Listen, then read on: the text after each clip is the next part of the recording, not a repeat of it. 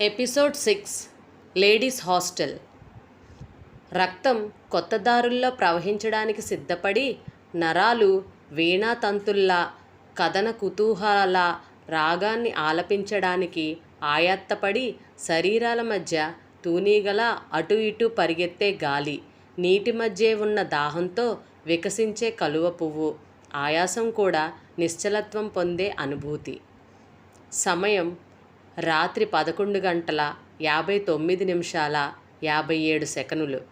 చంద్రుడు ఆ కాలం పక్క మీద అటూ ఇటూ పొరలగా రాలిన మేని గంధపు పూత వెన్నెలైతే, పక్క మీద తెగిరాలిన మల్లెమొగ్గలు నక్షత్రాలైతే, ఇక వేగుచుక్క పొడవటమే మిగిలి ఉంది.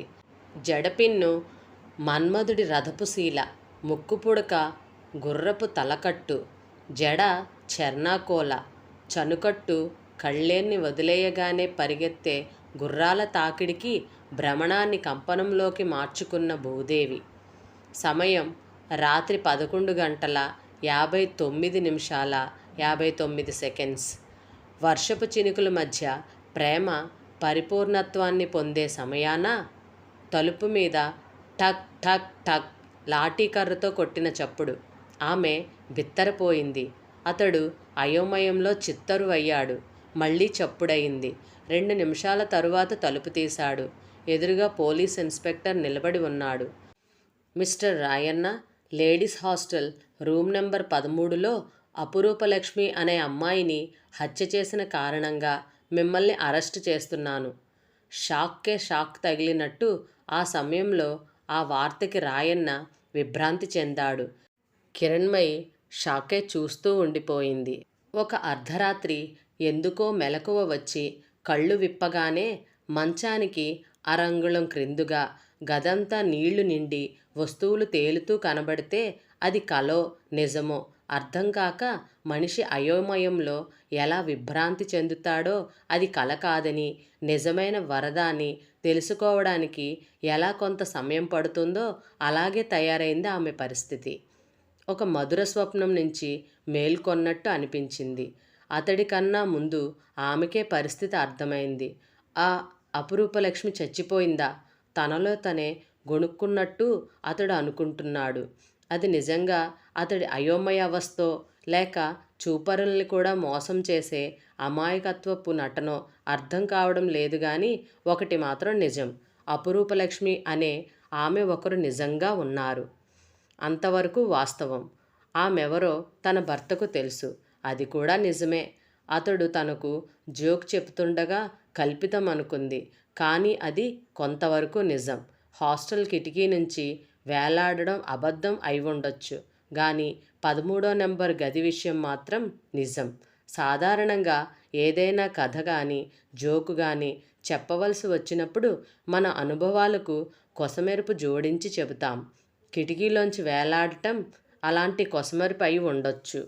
ఎంత లజ్జాకరమైన స్థితి!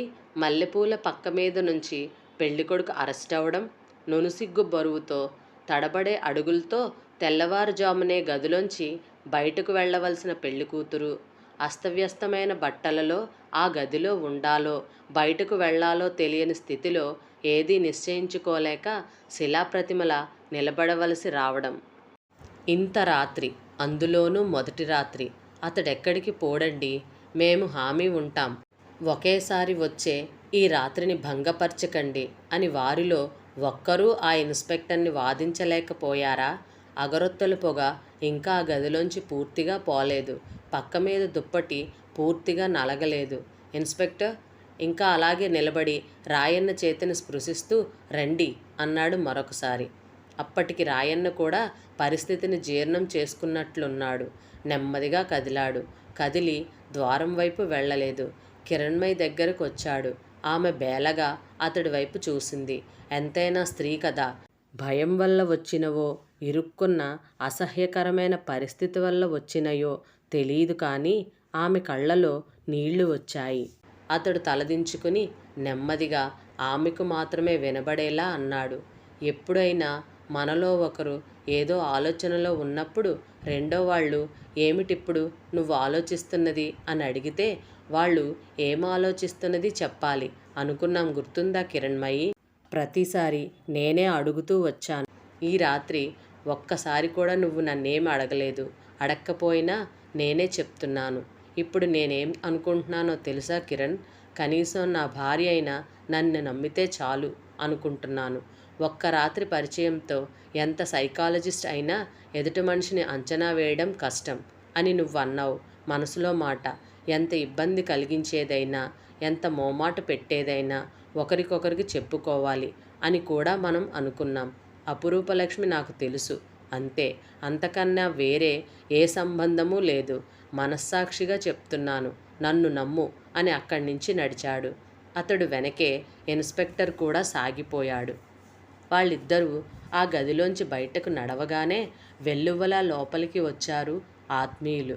ఇలా జరిగిందేమిటి? నీ జీవితం నిండా తెల్లారిపోయిందేమిటి అని ఏడుపు లంకించుకుంది తల్లి. తండ్రి నలుగురిని పోగేసుకుని అసలు ఇన్స్పెక్టర్ వచ్చిన దగ్గర నుంచి తాము అతడిని ఎలా ఎదుర్కొన్నది 1కి 4 కల్పించి చెప్తున్నాడు. పెళ్ళికొడుకు తల్లి మరో మూల తన తరపు బంధువులను వేసుకుని శోకాలు సాగిస్తుంది. ఆ క్రికెట్ వద్దురో దేవుడా అంటుంటే దాంట్లో దింపారు. పట్నంలో చదువులు మనకెందుకంటే వినకుండా చదివించారు. దాన్నెవత్తనో తగులుకున్నాడు. అది ఇప్పుడు చచ్చింది. నా మాట ఎప్పుడైనా ఎవరైనా విన్నారా? ఈ లోపులో ఇటువైపు తల్లి అందుకుంది. నిప్పు లేందే పొగ రాదంటారు. ఇంత చదువుకున్న నా కూతురికి ఈ సంబంధం ఏమిటా అని నేను మొత్తుకుంటూనే ఉంటాను. నా మాట వినేదెవ్వరు? ఇప్పుడు అఘోరించండి. తండ్రి బంధువులతో చెప్తున్నాడు. కొద్దిగా పేరొస్తే ఇంతేనండి. ఒళ్ళుపై తెలీదు. పాపం ఆ ఆడపిల్ల గొంతు కోశాడు. ఇలాంటి వాడని మాకు అస్సలు అనుమానం రాలేదు సుమండి. కిరణ్మయి తన తల్లిదండ్రుల వైపు, అత్తగారి వైపు విస్మయంతో చూస్తోంది. గంట క్రితం వరకు అతడు లవబుల్ బాయ్. కిరణ్మయి అదృష్టవంతురాలు. క్షణాల్లో ఇదంతా దురదృష్టం, ప్రారబ్ధం. మానవ విలువలకు ఏమాత్రం నిలకడలేదు. తన తల్లిదండ్రుల సంగతి అలా ఉంచితే అతడి సొంత తల్లి కూడా కొడుకు గురించి అలా మాట్లాడడం చాలా ఘోరంగా అనిపించింది. తల్లి ప్రేమ గురించి ఎందరో ఎన్నో కథలు అల్లారు, కావ్యాలు వ్రాసారు. వీళ్ళెవరికీ నిజంగా తల్లులెలా ఉంటారో తెలీదా? లేక తల్లి అనేది ఊహాలోకంలో అల్లుకున్న ఒక శుభప్రదమైన పేరేనా? రాయన్న ఎలాంటివాడు, ఏం చేస్తాడు అన్నది కాదక్కడ ప్రశ్న. తన తల్లి, అతడి తల్లి అందరూ ఇంతేనా అన్నది ఆమెకు అర్థం కాని విషయం. ఈ లోపులో తన తల్లిదండ్రులు అతన్ని దుయ్యబట్టడం అతడి తల్లి విన్నట్టుంది. ఉన్నట్టుండి అందుకుంది. కొంతమంది అడుగుపెట్టిన వేళా విశేషమమ్మా. జాతకం లేదన్నప్పుడే అనుకున్నాను ఇలాంటిదేదో అవుతుందని. కొత్త కోడలు రాగానే ఈ అరిష్టం దాపురించింది. ఇంకా ఎన్ని దారుణాలు చూడాలో ఏమిటో. ఇదంతా మా ప్రారబ్ధంద్రో నాయనా. ఇప్పుడేం చేయాలరో దేవుడో. ఆమె ఇలా ప్లేట్ తిప్పేసరికి అట్నుంచి తల్లి అందుకుంది. గురువిందే మచ్చెరగదని చివరికి వచ్చేసరికి ఇలాగేనమ్మా తోసేసేది. అయినా ఇలాంటి లొసుగులు ఇంకా ఎన్నెన్నున్నాయో, ముందు ముందు ఎన్ని బయటపడతాయో. కిరణ్మయికి అసహ్యం వేసింది. కొడుకు గురించి కానీ కోడల గురించి కానీ ఇద్దరూ ఆలోచించలేదు. తన వాదనలకు క్రమక్రమంగా బలం చేకూర్చుకోవడానికి ఇద్దరూ ప్రయత్నిస్తున్నారు. ఈలోగా మూడో అన్న, రెండో అన్నతో నాకు తెలిసిన ఎస్ఐ 1 టౌన్లో ఒకడున్నాడు. రేపొద్దున్నే వెళ్ళి కలుసుకుంటే బావని విడిపించవచ్చు అన్నాడు. కిరణ్మయి అభావంగా అతడి వైపు చూసింది. ఇటువంటి మనుష్యుల మనస్తత్వం చాలా చేదరింపుగా ఉంటుంది. ఏదైనా సమస్య వచ్చినప్పుడు తనకు తెలిసిన ఒక చిన్న పరిష్కారం ఏదో చెప్పి ఇక దాంతో ఆ సమస్య తీరిపోయినట్టుగా అనుకోమని తాము కూడా పూర్తిగా దాని గురించి మర్చిపోతారు. చాలా సులభంగా తమ సలహాలతో, కేవలం తమ సలహాలతో సమస్యల్ని పరిష్కరించేస్తూ ఉంటారు. కిరణ్మయి నెమ్మదిగా తేరుకుంది. చుట్టూ చూసింది. అంతలో అతడి తండ్రి, తన మామగారు దగ్గరికి వచ్చాడు. అమ్మా అన్నాడు. కిరణ్మయి తలెత్తి చూసి మళ్ళీ తలదించుకుంది. అతడొక్కడే ఈ వాద ప్రతివాదనల్లోనూ అసందర్భ ప్రేలాపనల్లోనూ పాల్గొననిది. అమ్మా, ఇలా అయిపోతుందని నేను అనుకోలేదు. ఎవరికీ జరగనిది జరిగిపోయింది. నా కొడుకు ఏం చేశాడో మాకు తెలియదు. మేమేమో అక్కడ దూరంగా పల్లెలో, ఇక్కడ ఉద్యోగం చేస్తూ వీడు. మరి ఆ పిల్లతో స్నేహం ఎప్పుడు ఎలా కుదిరిందో, వీడేం చేశాడో ఎవరికీ తెలీదు. నిజంగా వాడే కానీ ఈ పని చేసుంటే దానికి వాడికే శిక్ష పడినా సంతోషమే. నేను బాధపడుతున్నది వాడి గురించి కాదమ్మా, నీ గురించి. అనవసరంగా నీ జీవితం పాడు చేసిన వాళ్ళమయ్యాం. మమ్మల్ని క్షమించు. కిరణ్మయి పెదాల్ని బిగపట్టింది. ఈ ఓదార్పు ఆమె ఆశించలేదు. తన ఇంట్లో ఎప్పుడూ దొరకనిది ఇది. తడి కళ్ళని పక్కకు తిప్పుకుని ఆమె అక్కడి నుంచి కదిలిపోయింది. ఇంకా బంధువులు అక్కడక్కడ చేరి చిన్న స్వరాలతో కబుర్లు చెప్పుకుంటున్నారు. ఇన్స్పెక్టర్ రాగానే కనబడిన భయం ఉద్రిక్తమైపోయి ఆ బంధువుల్లో ఇప్పుడు ఒక రకమైన ఆనందంతో కూడిన ఉద్వేగం నిండుకుంది. ఆనందం అనేది ఇక్కడ పూర్తిగా సరైన పదమే. ఒక విచిత్రమైన సంఘటనకి వాళ్ళు ప్రత్యక్ష సాక్షులు. దీని గురించి అందరికీ కథలుగా చెప్పే అవకాశం లభించింది. ఇక వారి గురించి పట్టించుకోదలుచుకోలేదు ఆమె. చిన్నన్న దగ్గరికి వెళ్ళి పోలీస్ స్టేషన్కి వెళ్తావా అన్నయ్య అంది. యథాలాపంగా తలెత్తిన అతడికి మొదట కొంచెం సేపు ఆమె మాట్లాడుతున్నదేమీ అర్థం కాలేదు. పోలీస్ స్టేషన్కా? ఈ రాత్రా అన్నాడు అయోమయంగా. అవునన్నయ్య, ఆయన ఒక్కరే ఉంటారు. అంతా హఠాత్తుగా జరిగిపోయింది. నువ్వు వెళ్ళి ఒకసారి కనబడితే ధైర్యం. అతడికి ఏం చెప్పాలో తోచలేదు. బహుశా ఏ సాకు వెతకాలా అని ఆలోచిస్తున్నట్టున్నాడు.